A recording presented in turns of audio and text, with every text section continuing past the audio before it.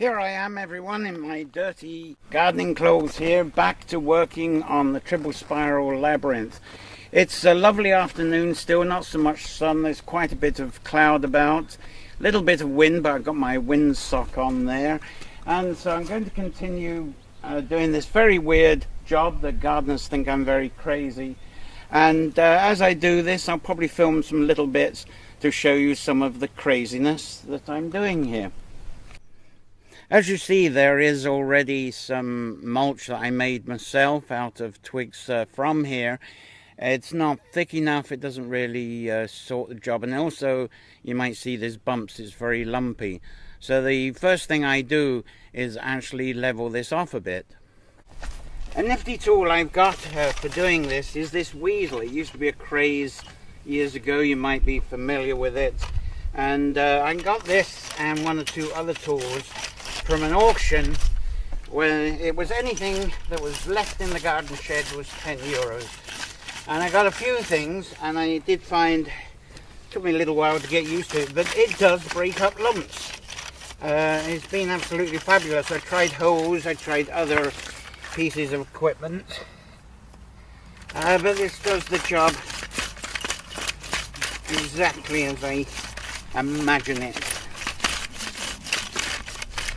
So here I have my sack of seeds. There's white clover, red clover and ryegrass in here, so to get a wee scoop out of this, and I'll just scatter the seeds.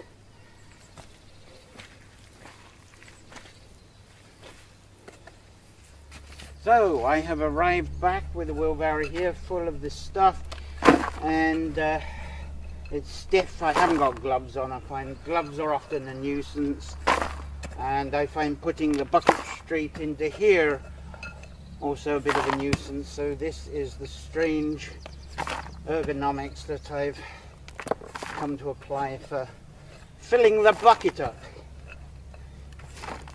And so I am ready to go and pour this out. So I just dump this here into the pathway.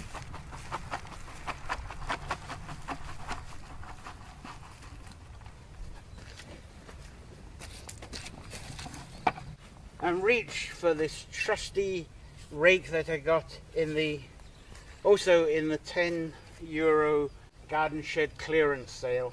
And sorry, I'll put my bum towards you, and I rake this in.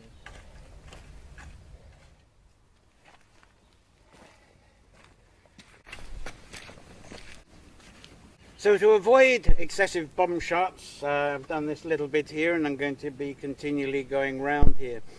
As you can see, it's a finicky job. There's a lot of finicky jobs here. The men, when they come here, they tell me that they're experienced gardeners of 20, 30 years, probably are, know a lot more than myself, and they see what I'm doing and they say, "You're crazy, that's not going to work," or "This is far too complicated." But strangely enough, when women come here who are gardeners, they just pick up a tool and get on with it. Excuse the innuendo there, but it's incredible. There's definitely a bit of a gender difference in the reaction that's here.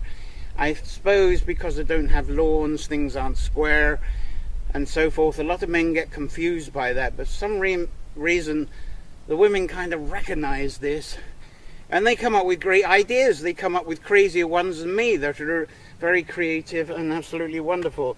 And some of these things that have been done here were started by various guest women ideas. So I'm going to continue this now for probably a couple of hours, and I'll resume a bit of filming to show you how I'm getting on. And it's quite warm just now, which is lovely. You might see me in the t-shirt next time I come back. So I'll see you later to see how the progress is. Today I notice a lot of Coltsfoot has come out, and luckily this one will be left alone. They're out before the dandelions. Trying to get a non-fuzzy shot here. There's quite a bit of Coltsfoot to spring up. It's looking quite pretty. In the pathway here that I'm going to be covered, so some decisions to be made. and there's plenty over in the currants area. Now they'll be left alone, and I'm wondering if it's the Coltsfoot here is telling me something, because it's there's me croaking away here, and Coltsfoot syrup would help me to stop croaking. Very good for breaking down mucus. So great if you've got sore throats, coughs, and you're coughing and spluttering and the lungs feel as if they're full up. Make a tea or preserve some in honey. Great for the coughs and the lungs. Steady on how much you actually consume of this. It does tend to put the heart pressure up a little bit, but it takes quite a quantity to move that heart pressure. But if you're on heart pressure medicine, go easy. It's still fairly safe, but that's your own judgment, so stay easy. It's just good as a first aid should you not be able to speak because of your mucus. So that's some Coltsfoot that's around here.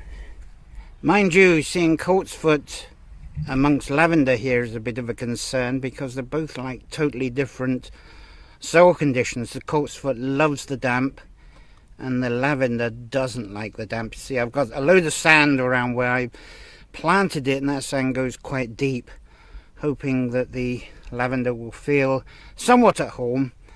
I still hope that this will be a thick lavender area, but it's touch and go. We'll see as the year goes on. Well, darkness is defeating me. I've made some progress on the Triple Spiral Labyrinth here. I got plenty more seeds down, plenty more mulch, and a fair amount of leveling. So I'll go on a little walk around here.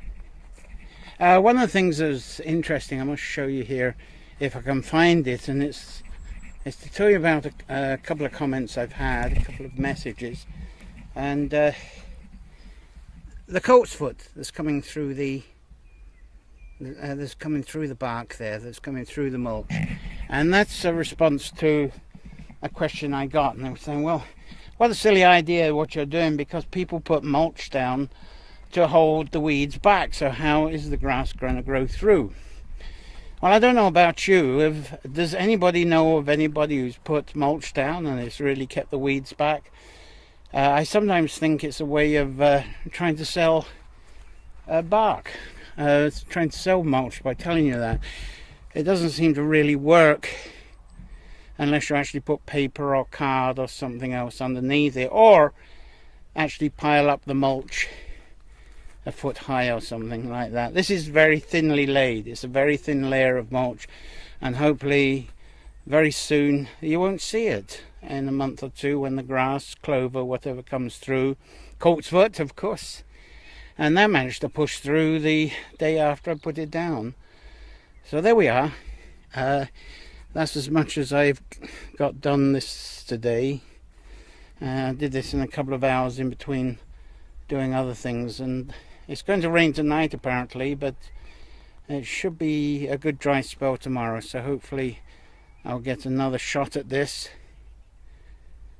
and perhaps in 2 days this job will be completed.